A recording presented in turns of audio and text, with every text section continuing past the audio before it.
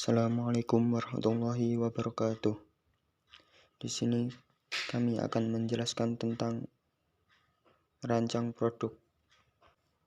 Dan di sini kami beranggotakan 3 orang, yaitu yang pertama Habib Mustafa Rifai, yang kedua Fatoni Nurridho, dan yang terakhir yaitu Sefyan Syafi'i. Di sini yang pertama saya akan menjelaskan tentang pengertian perancangan produk. Perencanaan produk adalah proses menciptakan ide produk dan menindaklanjuti sampai produk diperkenalkan ke pasar. Selain itu, perusahaan harus memiliki strategi cadangan apabila produk gagal dalam pemasarannya, termasuk diantaranya ekstensi produk atau perbaikan, distribusi, perubahan harga, dan promosi. Terus selanjutnya ada 5 dimensi spesifik yang berhubungan dengan laba dan biasa digunakan untuk menilai kinerja usaha pengembangan produk.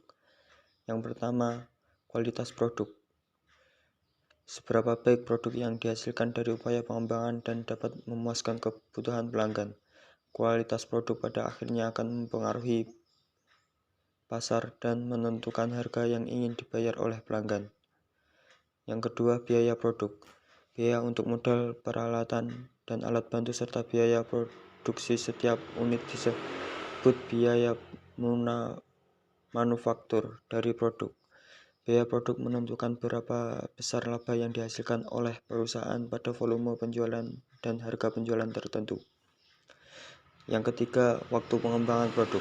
Waktu pengembangan akan menentukan kemampuan perusahaan dalam kompetisi, menunjukkan daya tanggap perusahaan terhadap perubahan teknologi, dan pada akhirnya akan menentukan kecepatan perusahaan untuk menerima pengembalian ekonomi dari usaha yang dilakukan tim pengembangan. Dan yang keempat, biaya pengembangan. Biaya pengembangan biasa merupakan salah satu komponen yang penting dari investasi yang dibutuhkan untuk mencapai profit. Dan selanjutnya, kapabilitas pengembangan.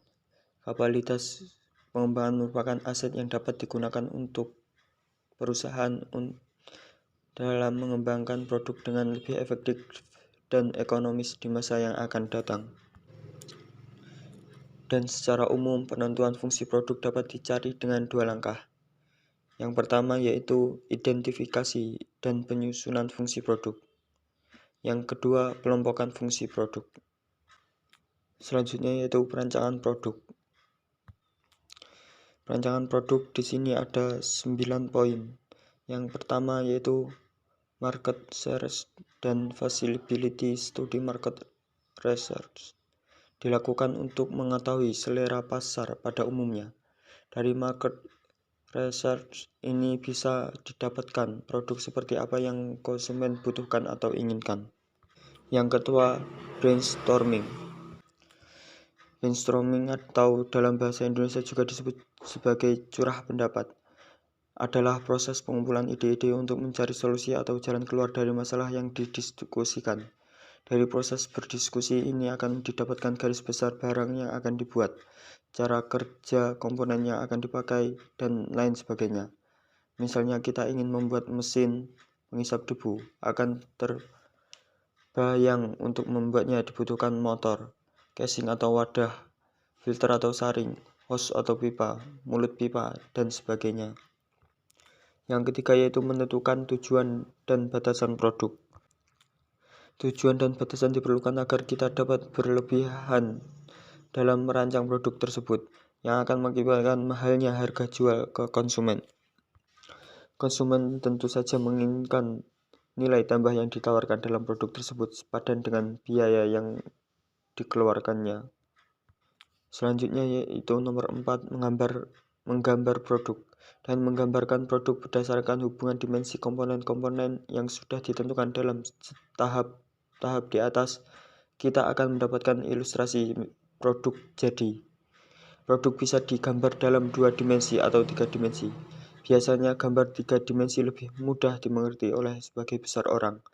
Merancang produk dalam 3 dimensi bisa dilakukan dengan menggunakan software SolidWorks, Inventor, CATIA, dan lain-lain. Dan yang nomor 5 yaitu review produk. Produk review dilakukan untuk mengevaluasi apakah ada kekurangan pada rancangan yang sudah dibuat desainnya sampai tahap gambar ini.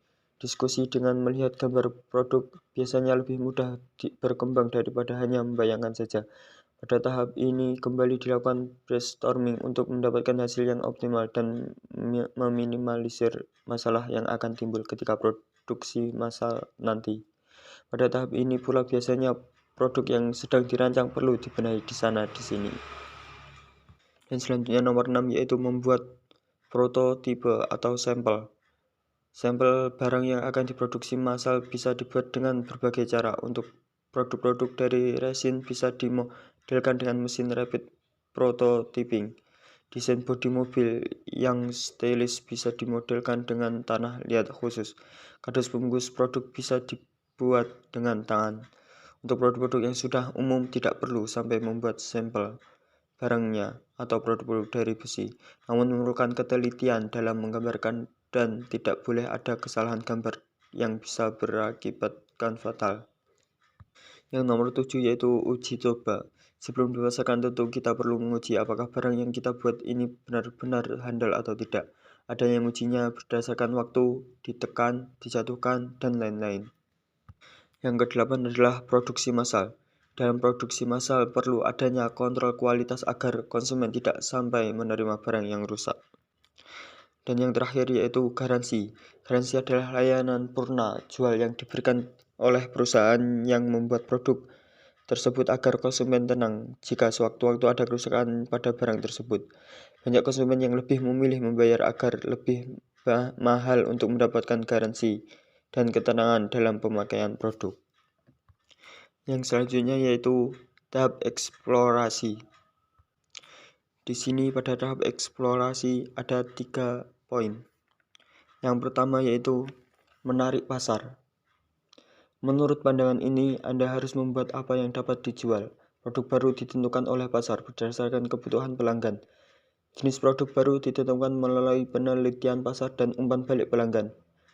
Dengan sedikit perhatian terhadap teknologi, need pull akan menuju pada terbentuknya incremental innovation.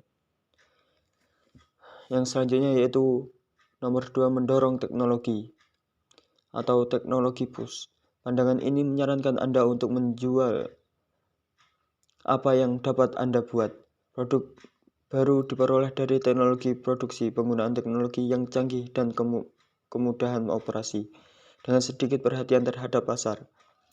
Dengan kata lain, suatu produk atau teknologi baru didorong atau dijual ke pasar yang tidak meminta atau mengetahui perihal produk atau teknologi baru tersebut. Teknologi push akan menuju kepada radical innovation. Dan yang terakhir yaitu antarfungsional. Produk baru memerlukan kerjasama di antara pemasaran, operasi, keterampilan teknik, dan fungsi lainnya, sehingga menghasilkan produk yang memenuhi kebutuhan pelanggan dengan penggunaan teknologi yang memberikan manfaat terbaik. Untuk kesuksesan inovasi produk atau jasa baru diperlukan kombinasi dari kedua model pertama yaitu proses technical linking dan need linking.